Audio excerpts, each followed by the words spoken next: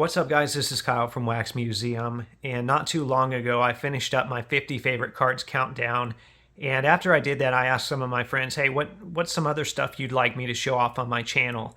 And one of my friends suggested, why don't you show off some of your favorite basketball memorabilia?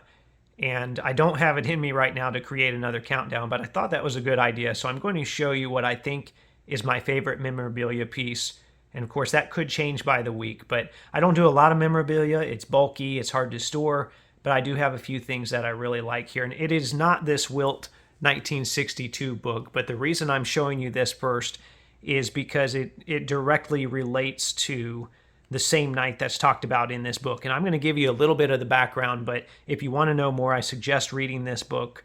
And another cool thing that I like about this book, the very first thing when you open it up, and you take that dust jacket off, you can see there's a whole batch of 1961 Fleer cards here. And some of the players repeat, and that's because they're only showing players that were there on the night of March 2nd, 1962. And that was when the Philadelphia Warriors beat the New York Knicks 169 to 147, but that's not really what people were talking about, and that's not why people remember that night. More so, people remember that night because Wilt Chamberlain scored 100 points. And that took place in a different arena than the Philadelphia Warriors played the majority of their games. It took place at Hershey Park. The NBA was trying to appeal to different regional audiences, so they were playing some home games there, but that's like 85 miles away from their normal arena, so it was a bit of a hike.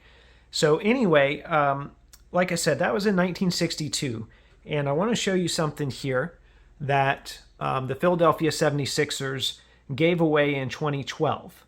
And the story behind this is, as they were approaching the 50th anniversary of this 100-point game, they were thinking about what they could do. What could we give fans, or how could we celebrate this moment?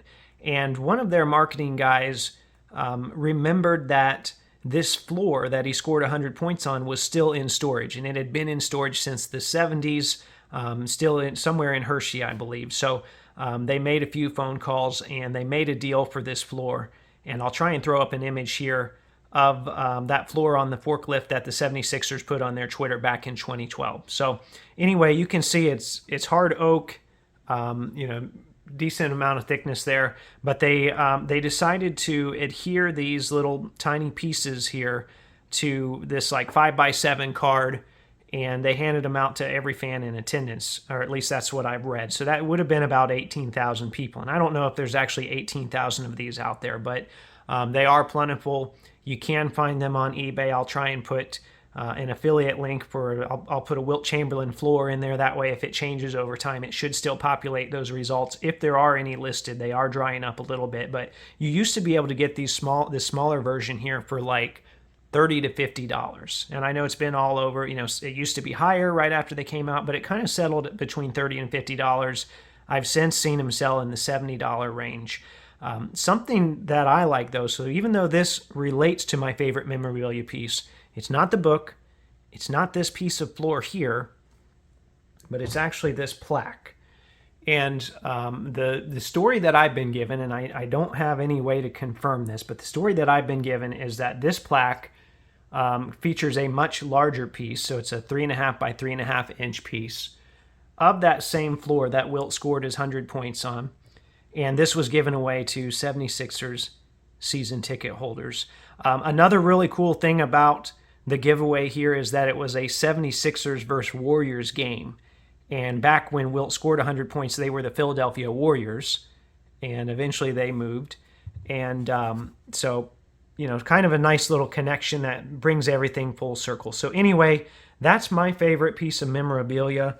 I had an idea because, I am a card collector.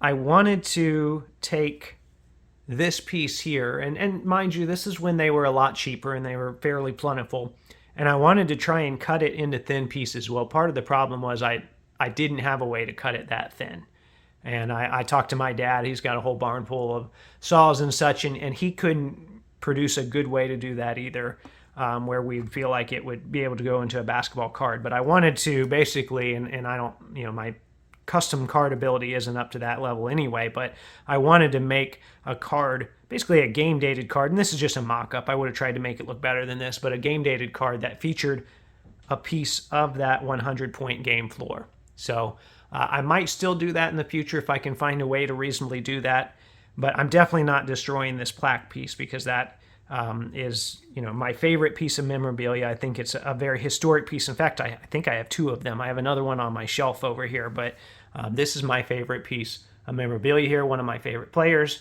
big moment in NBA history.